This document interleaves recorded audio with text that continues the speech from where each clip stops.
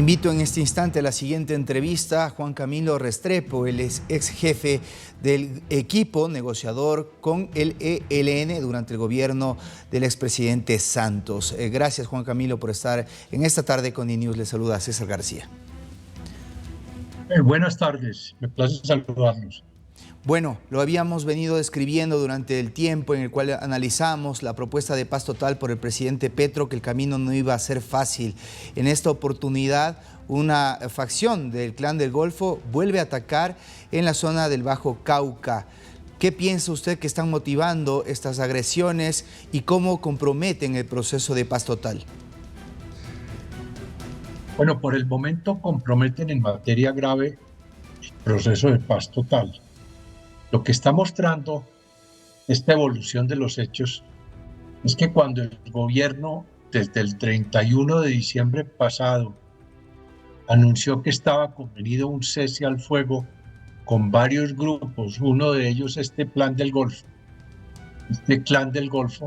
en realidad era un anuncio improvisado. Detrás de él no había una estructura organizada, no había protocolos, no había convenido aún ningún tipo de supervisión por parte de la comunidad internacional o nacional como lo requiere todo cese del fuego creíble y verificable. Y entonces en las últimas semanas esto ha hecho crisis, ya se venían dando hechos de antemano que mostraban que no estaban cumpliendo con los mínimos de un cese al fuego, y con la situación del distrito minero del Bajo Cauca antioqueño, en donde hubo muchos atentados de este grupo contra la fuerza pública y contra la sociedad civil también, pues hizo crisis, y el gobierno con gran tardanza se vio obligado a dar por terminado el cese del fuego, que más que negociado se había anunciado. Y la situación actual es que entonces se les ha dado, como ustedes vieron en la toma inicial de este reportaje, la orden a la fuerza militar de arreciar todos los dispositivos militares contra este grupo, que en el fondo, más que un grupo alzado en armas de carácter político, con muy sospechosas antecedentes y por lo tanto muy metido en el narcotráfico. Juan Camilo, quisiera que por favor, a propósito de lo que acaba de mencionar, nos pueda contextualizar qué es el Clan del Golfo, cómo se originó y cuántos efectivos tiene actualmente en sus filas.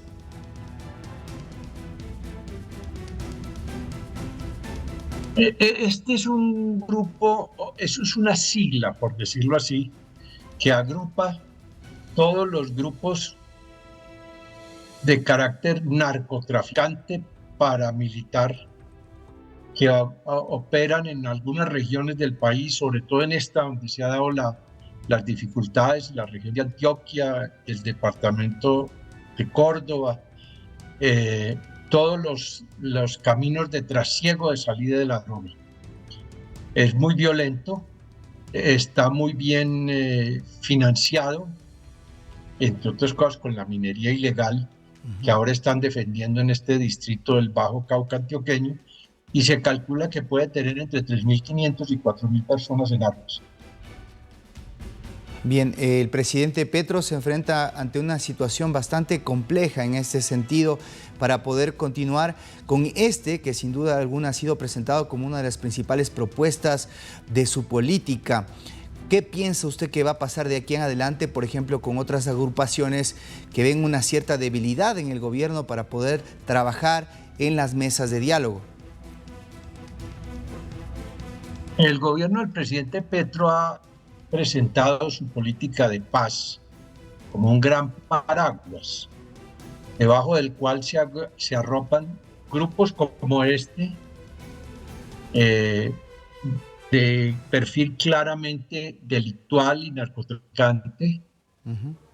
Se agrupan otros que son disidencias de las antiguas FARC, y se agrupa también, o también está cobijado por ese gran paraguas de la de la paz total, que así la llaman, el ELN. Entonces es un grupo son grupos variopintos todos ellos, y el presidente Petro ha pretendido hacer la paz con todos ellos al mismo tiempo. Ujú. Y esto que está sucediendo hoy, pues muestra las limitaciones de esa pretensión, detrás de la cual hay un dispositivo gubernamental muy improvisado, y eso está haciendo agua y está haciendo crisis. Y lo cierto es que por el momento solo están marchando conversaciones tendientes a buscar la paz sin cese al fuego todavía con el ELN. Y con los otros dos grupos, los disidentes de las FARC, antiguas FARC, y estos de hoy, los llamados Clan del Golfo, pues no ha habido ningún avance significativo.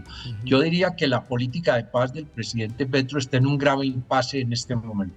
¿Qué tiene que ver con lo que tú mencionas? Y me quedo con esta conclusión, el involucrar en un mismo saco a distintas organizaciones con fines distintos.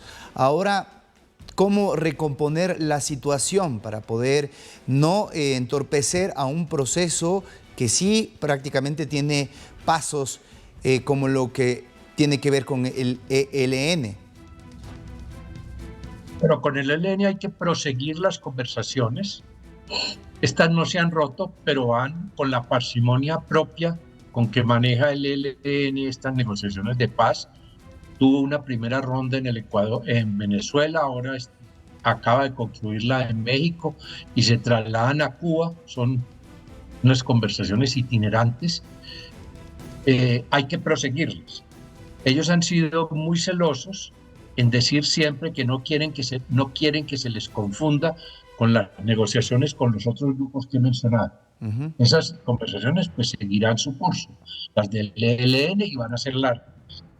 Y con lo que se refiere al Clan del Golfo y a los otros, a las disidencias de las FARC, pues casi que el gobierno Petro tiene que comenzar de cero.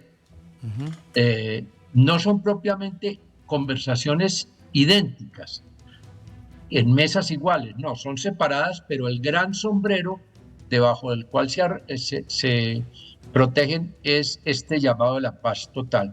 Ahí hay negociaciones con cada una de ellas. Se está discutiendo en el Congreso una ley que va a clarificar cómo es el proceso de sometimiento a la justicia propiamente, los que son de perfil propiamente criminal o narcotraficante.